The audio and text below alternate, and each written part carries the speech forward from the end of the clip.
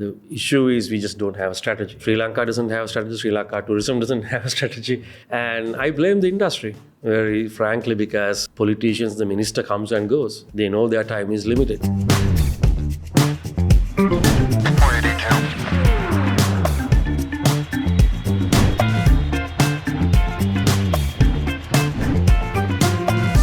How do we begin to position Sri Lanka as, it's the top destination you want to go to? That's that lost paradise that we need to discover. I think when you're talking about the next 3 to 5 years, it's not only about positioning.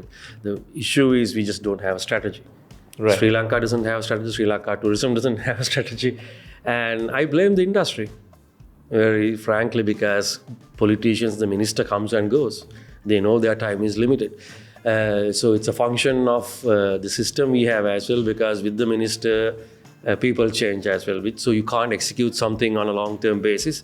But even without that, the advice that we have had over the last 10 years, if you take since the end of the war, is where we are today. I mean, let's forget about all the bombings, right? And the period after the bombings. Even at 2019, before the bombings, most hotels were not making money. Right? And that was 10 years down the line. We had only one significant foreign direct investment that has come to Sri Lanka, which is Shangri-La. So what are we talking? What have we done? Where when you look at places like, if you look at Saudi Arabia, no one thinks of going to Saudi Arabia now. Right?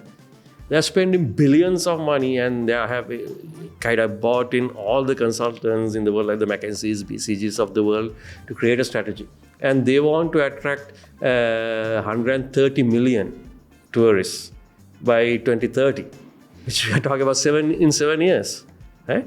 So, whereas we are looking to Langkawi and we are happy with these 2 million tourists and essentially staying in the status quo without really doing much. And we think we have done a good job.